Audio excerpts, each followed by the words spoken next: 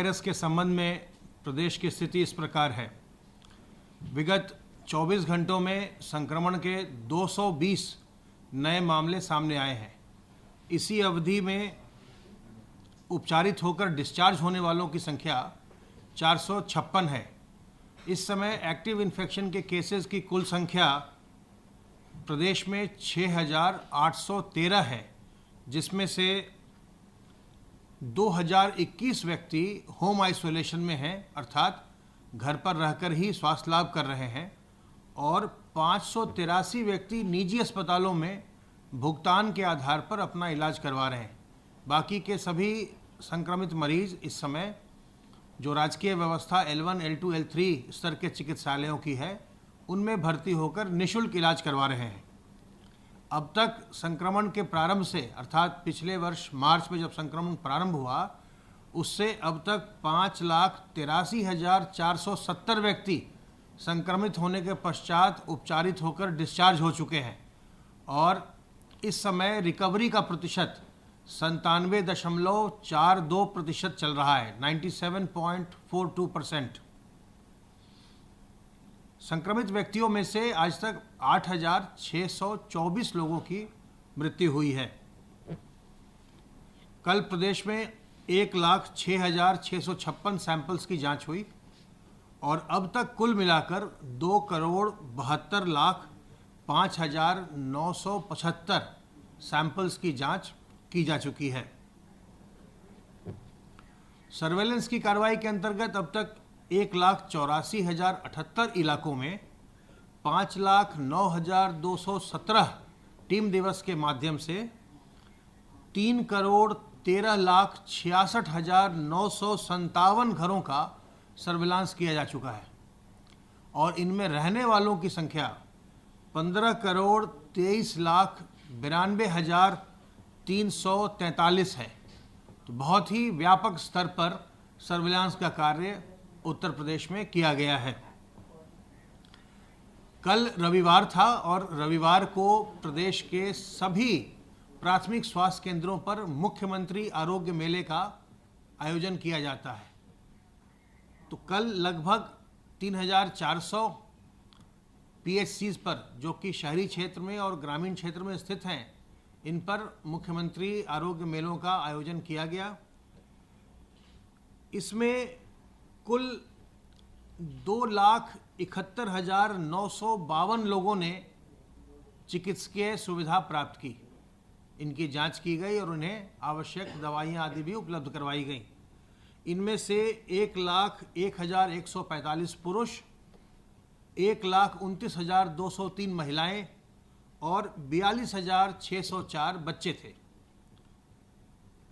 जो कुल 2,71,952 लोगों की जांच की गई इन मेलों में पूरे प्रदेश में, उनमें से 4,355 लोगों को उच्चतर चिकित्सा केंद्रों के लिए संदर्भित किया गया। उन्हें हायर सेंटर्स पर रेफर किया गया आगे और अपनी जांच पड़ताल करवाने के लिए, चिकित्सा करवाने के लिए।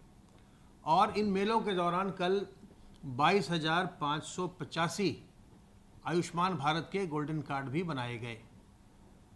प्रत्येक रविवार को सभी प्राइमरी हेल्थ सेंटर्स पर, चाहे वो शहरी क्षेत्र के हों या ग्रामीण क्षेत्र के हों, मुख्यमंत्री आरोग्य मेला आयोजित किया जाता है, और इसमें कोविड के सभी प्रोटोकॉल का ध्यान रखा जाता है।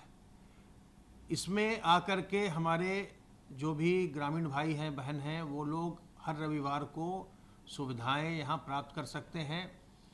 इन मेलों में चिकित्सक सभी दवाइयाँ और जो आवश्यक जांचें हैं, जो नॉन कम्युनिकेबल डिजीज़ होते हैं, उनकी भी जांचें की जाती हैं। जैसे ब्लड प्रेशर है, शुगर की जांच है, ये भी वहाँ पर मेलों में ही हो जाती है।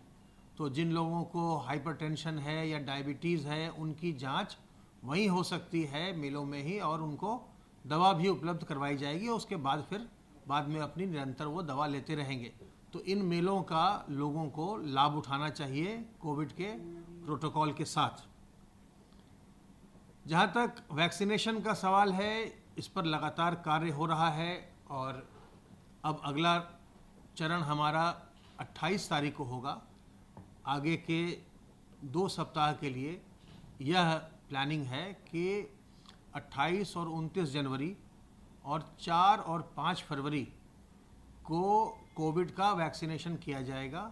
और इन 4 दिनों में ही जितने भी हमारे अब हेल्थ केयर वर्कर अर्थात स्वास्थ्य कर्मी रह गए हैं, उन सबों का वैक्सीनेशन इसमें कर दिया जाएगा।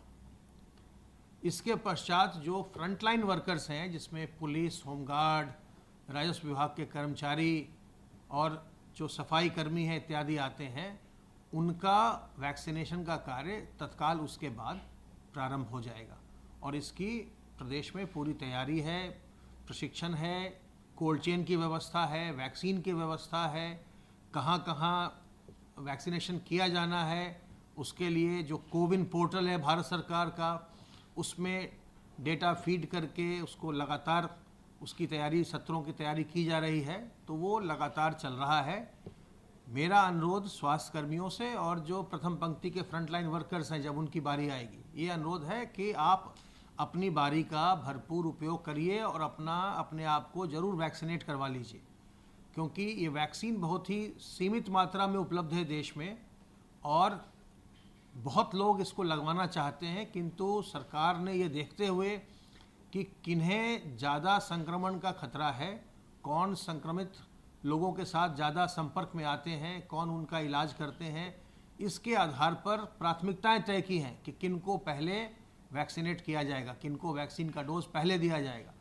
तो जब आपका चयन उस आधार पर सरकार ने प्राथमिकता के आधार पर किया है, तो आपको इसका लाभ उठा लेना चाहिए, क्योंकि जो लोग छूट जाएंगे फिर उनको अवसर नहीं मिल पाएगा।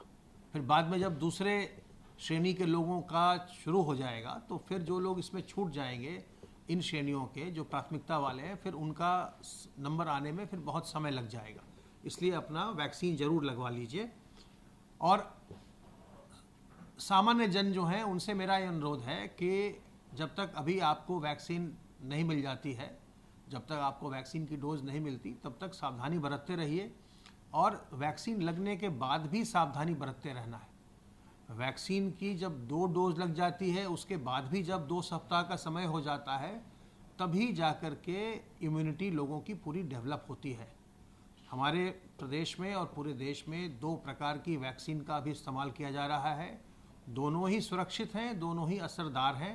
इसलिए जब आपकी बारी आए तो अपने आप को वैक्सीनेट ज़रूर करवा कर सुरक्षित हो जाइए। और जब तक आपको वैक्सीन नहीं अभी मिल जा रही है, जब तक पूरे 2 डोज नहीं लग जा रहे हैं, जब तक आपकी इम्यूनिटी पूरी डेवलप नहीं हो जा रही है, तब तक सावधानी बरतते रहिए। अपने हाथ को साबुन पानी से साफ करते रहिए, अपने मुंह और नाक को ढक कर रखिए, मास्क से, रुमाल से, गमछे से, दुपट्टे से, और लोगों से 2 गज की दूरी निरंतर बना कर रखिए। जब तक इसकी निश्चित दवा नहीं आई है कोविड की, तब तक बचाव ही सबसे अच्छा इलाज है। और संक्रमण कम जरूर हो गया है।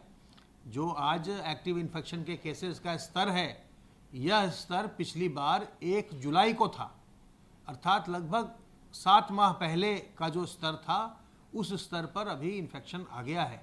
लेकिन इन्फेक्शन समाप्त नहीं हुआ है, अभी भी रोज केसेस आ रहे हैं और रोज ही लोग इन्फेक्ट भी हो रहे हैं। तो इसलिए सावधान रहना बहुत ही आवश्यक है। और जैसा मैं आपसे बार बार अनुरोध करता हूं कि सावधानी ही और बचाव ही सबसे अच्छा उपचार है इसका। और जब आप इससे बचाव करते हैं तो केवल कोविड से नहीं, बल्कि और कई बीमारियों से भी आपका बचाव होता है। जब आप अपने मुंह और नाक को ढक कर रखते हैं, लोगों से दूरी बनाते हैं, तो आप जो H1N1 है अर्थात स्वाइन फ्लू है, उससे भी बचते हैं, ट्यूबरकुलोसिस से भी बचते हैं। जब अपने हाथ को और घर के बच्चे के हाथ को बार बार आप साफ करवाते हैं, तो बच्चे को डायरिया, डिसेंट्री भी नहीं होती। ये हाथ गंदे होने से भी बहुत तरह की बीमारियां होती हैं। तो कोविड की सुरक्षा करने से हम और भी कई बीमारियों से सुरक्षित होते हैं। तो सावधान रहिए, सतर्क रहिए। कोई भी उलझन आए, कोई भी मन में शंका हो, तत्काल हमारे हेल्पलाइन नंबर 1800 180 51 45 पर फ़ोन कीजिए। और ये ध्यान रखिए और याद रखिए कि कोविड के लिए जांच की व्यवस्था और इलाज की व्यवस्था प्रदेश में सरकार के द्वारा बिल्कुल निःशुल्क है। तो सावधान रहिए, सतर्क रहिए, स्वस्थ रहिए और प्रसन्न रहिए।